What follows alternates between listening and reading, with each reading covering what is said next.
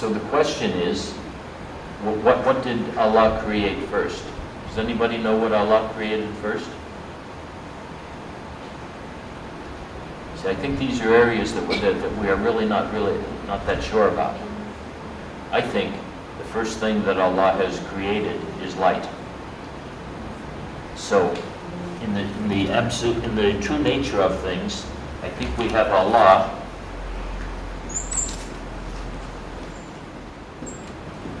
and attributes, but not separate from each other somehow.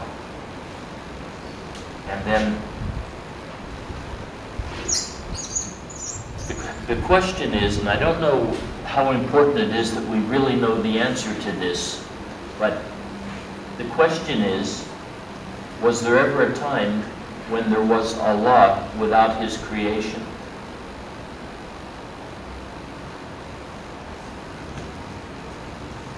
The reason why this is something very difficult to answer is because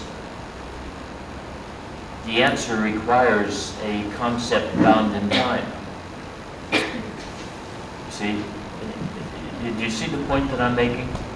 If you have an eternal being who is outside of time, how can this being wait until any certain point to start creating? So actually, Al-Ghazali, in arguing against Ibn Sina's belief, because Ibn Sina's belief was that Allah's creation was simultaneous with Him, that there was never Allah without creation, because there was never Allah without the attribute of being creator, and that Allah, being a perfect being, would be immediately. We don't have words to say these things. That Allah cannot be there, having the attribute of being a creator, without having created. So, but Ibn Sina was a believer in like an infinite universe, a universe that went on forever. The argument that Al-Ghazali used to prove Ibn Sina wrong was a ayat from the Quran where Allah says that I created the world in time and I will destroy the world in time. Al-Ghazali, assuming then that this meant that there was a time when there was Allah and no creation, and now there is creation, and in the future there will be a time when there is Allah and no creation again. Which brings me to the point where we get back to Einstein's theories of relativity. Something that I often say is that now that we have a different perspective of existence, before our perspective of existence was that it was essentially a materialist existence. Secular materialism was our point of view. From the point of view of secular materialism, virtually every major question that has ever arisen in human history has been answered on the basis of viewing the universe or the physical creation from the point of view of secular materialism. Then Einstein comes along and proves secular materialism is actually just totally false. Its basis does not exist. So now we have a different view of the world, and I believe it is a view of the world that is not going to suffer a paradigm shift, because all the views of the world, we go to Aristotle and Copernicus and Galileo and Newton, and each one of those made some progression, and some of those progressions would be called paradigm shifts. But we had paradigm shifts because we were looking at a relative world. And we get to Einstein's work, and now he is looking at the absolute rather than the relative. And so I think that we may expect no more changes. We may expect to find out all sorts of new things.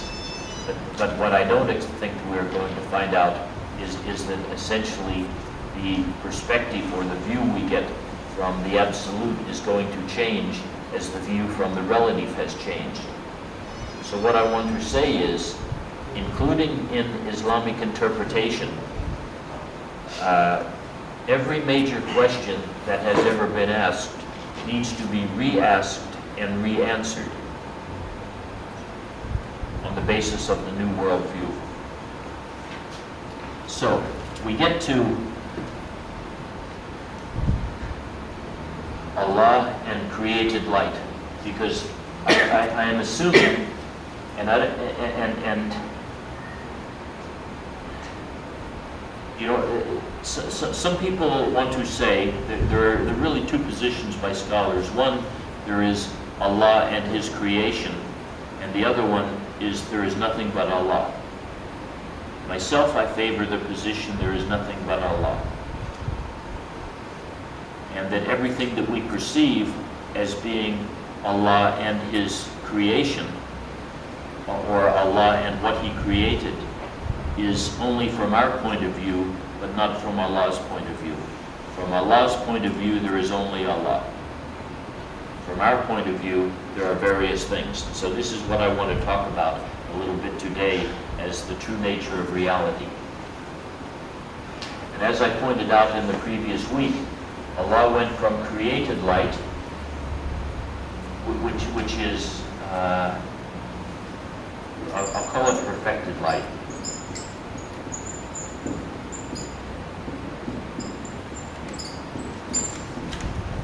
Now, the reason I call it perfected light, or absolute,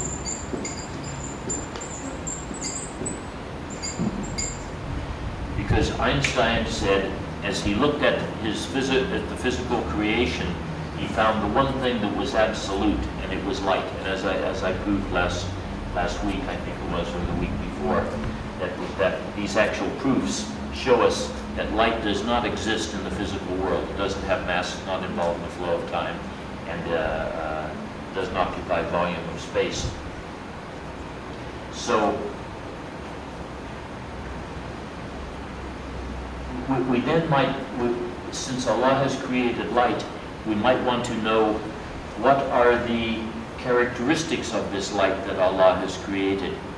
We know that Allah created angels from light, but what we're not entirely sure of is there a separate spirit world of created light of which the angels are part, or is the created light itself and the spirit world essentially made up of the angels, because the angels have all sorts of form. I think the form of angels is essentially unlimited. Now, when Allah created light and then created angels,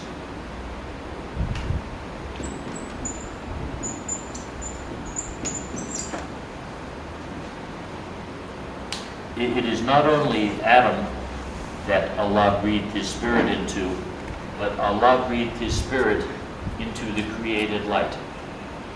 And Allah breathed His Spirit into the angels.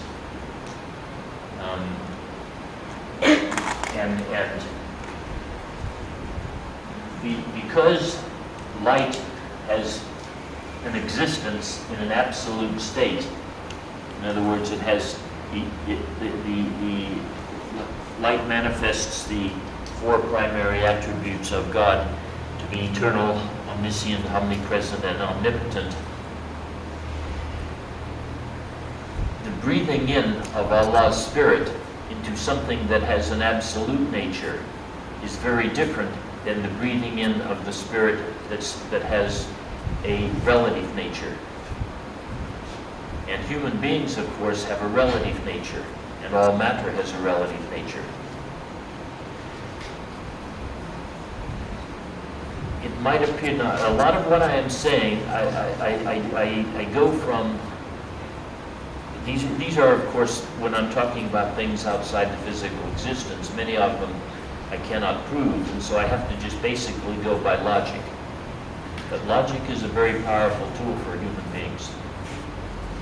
So I think that logic says when Allah breathes His Spirit into light in an absolute form, that Allah can breathe His Spirit into that light